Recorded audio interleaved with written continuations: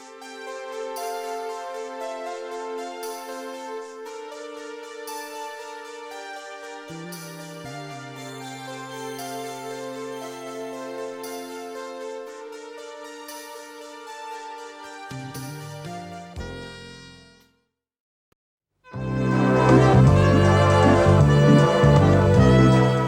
límite superior del codo es un plano horizontal que pasa a 2 traveses de dedo por encima del pliegue y del vértice del olecrano, y el inferior a 2 traveses de dedo por debajo.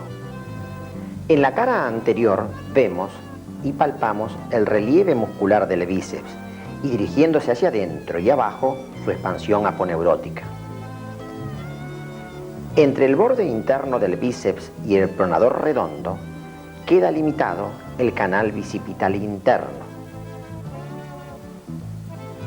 Entre el borde externo del bíceps y el supinador largo proyectamos el canal bicipital externo. La cara posterior nos muestra 3 relieves óseos que de adentro hacia afuera son la epitróclea, el olecranon y el epicóndilo. En extensión se hallan alineados horizontalmente y en la flexión de 90 grados forman un triángulo equilátero.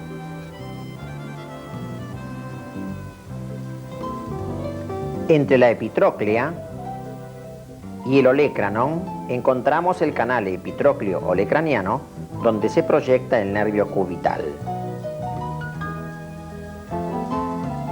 A nivel superficial, en la región anterior del codo se observa, de dentro hacia afuera, la vena cubital,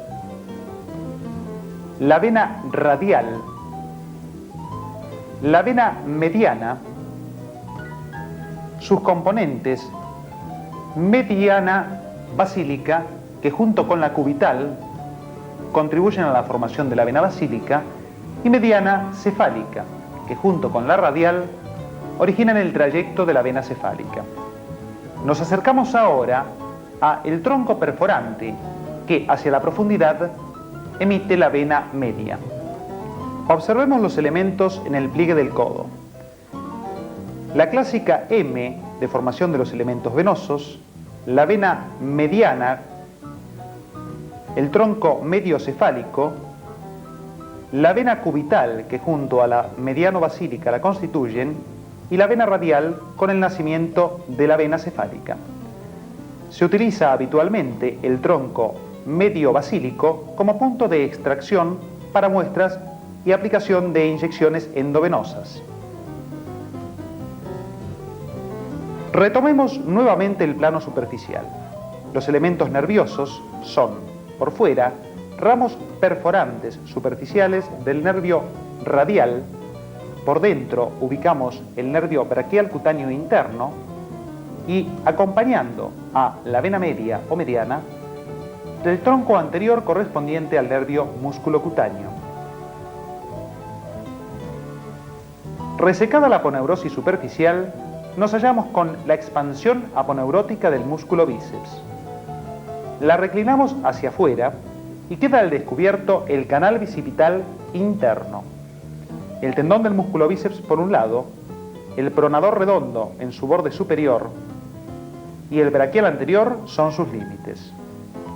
Hallamos en él la vena humeral, el nervio mediano y la arteria humeral. Descendemos con la arteria y observamos el nacimiento de una de sus ramas terminales, la radial, y el origen del tronco recurrente radial.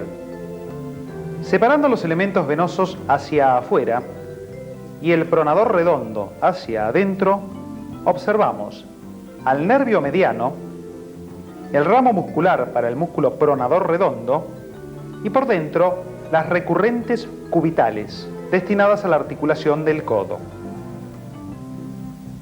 La maqueta nos ilustra las anastomosis entre las arterias colaterales internas superior e inferior y las recurrentes cubitales, formando el círculo periepitróclear.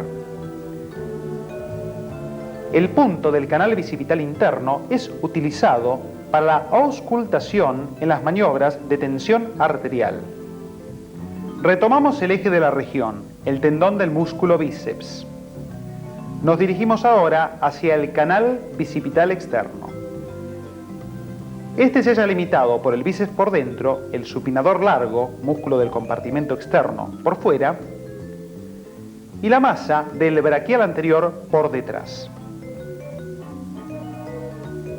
Son sus elementos el nervio radial, que a ese nivel se divide en una rama posterior o motora y una rama anterior o sensitiva. Se ubican detrás de ellos las ramas correspondientes a las recurrentes radiales, anterior y posterior. Volvemos ahora sobre la maqueta que nos ilustra las anastomosis entre las ramas de la arteria humeral profunda con las ramas recurrentes radial anterior y posterior. Se forma de esta manera el círculo periepicondilio. En el pliegue del codo, el nervio mediano se bloquea con anestésico por dentro de la arteria humeral.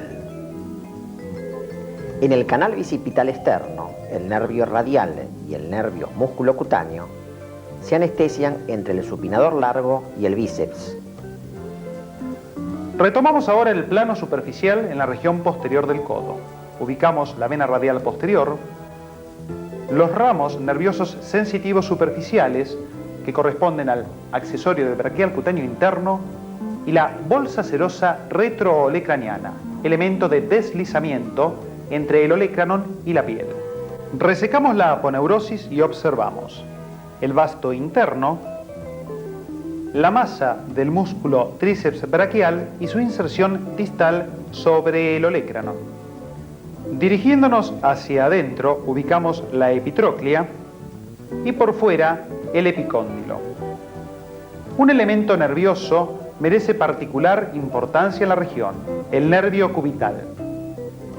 Este se sitúa en un desfiladero ubicado entre la epitróclea y el olecranon, canal epitrócleo-olecraniano, para perforar luego los dos fascículos del músculo cubital anterior.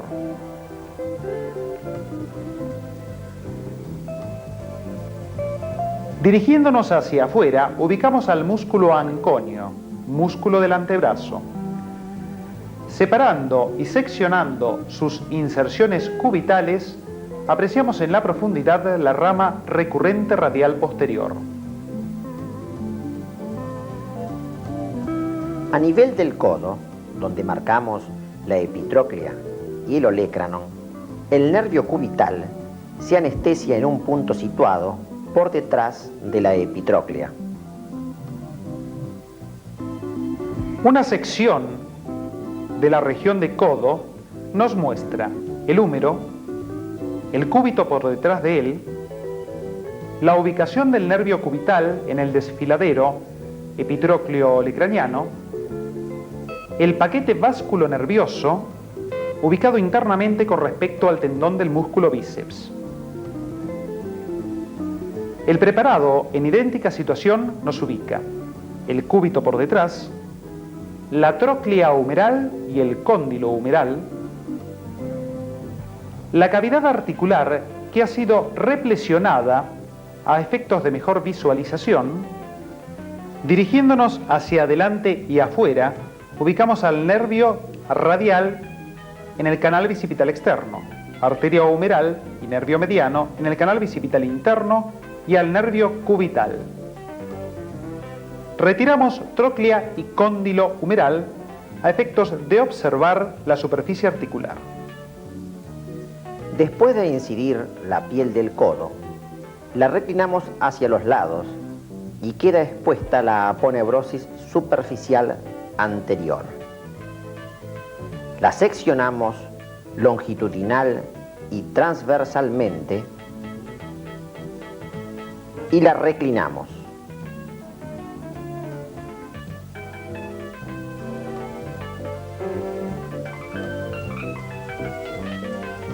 Señalamos las venas superficiales del codo. Las seccionamos y las descendemos. identificamos el nervio músculo cutáneo. Separamos hacia afuera el músculo supinador largo y liberamos el nervio radial en el canal bicipital externo.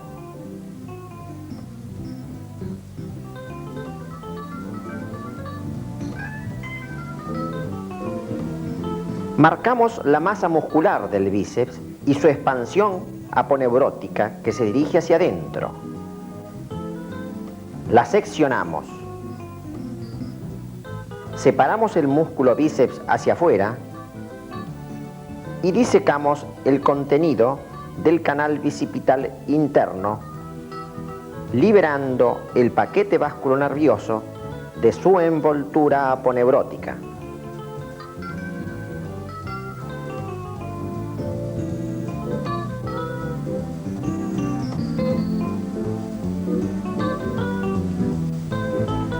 Arteria humeral,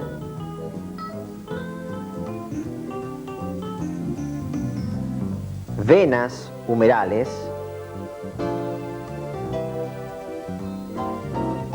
y nervio mediano.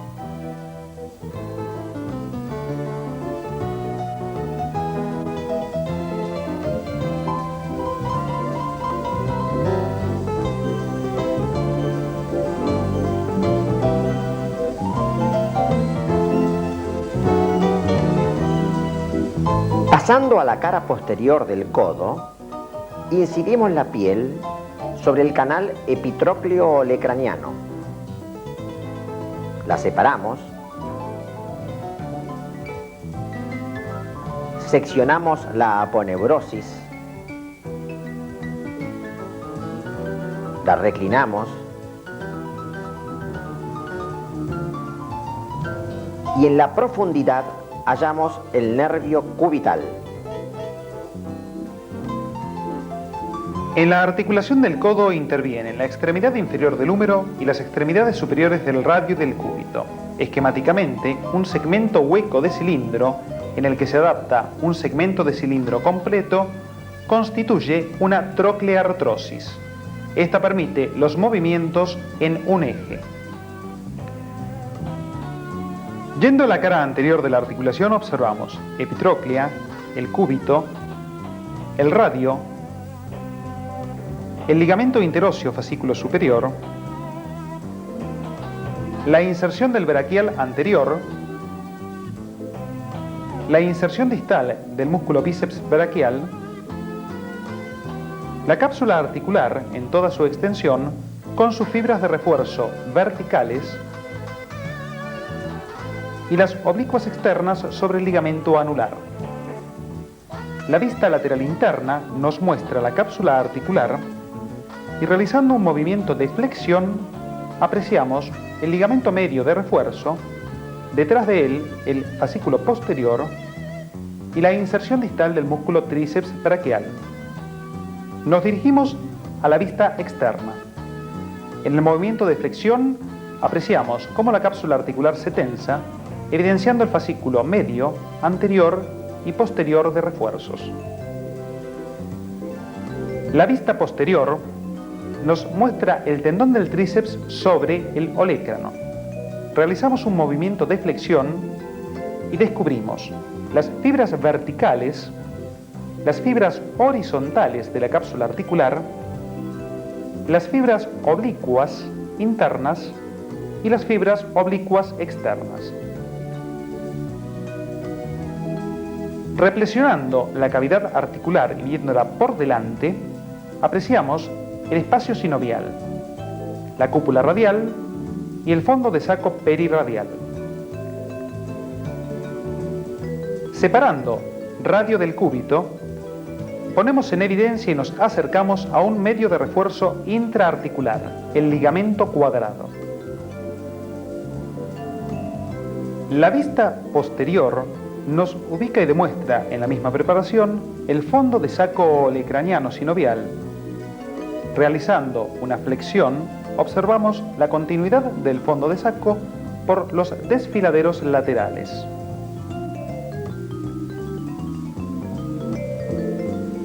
Los movimientos de flexión y extensión, de pronación y supinación son facilitados por la sinovia, líquido que se halla dentro de la cavidad sinovial. Vemos aquí un sistema sinovial de un codo izquierdo totalmente reflexionado.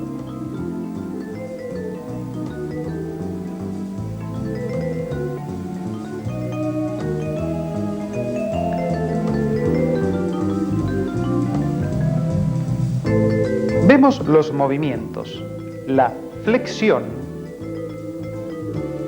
y la extensión. Esta última se halla limitada por un fenómeno mecánico.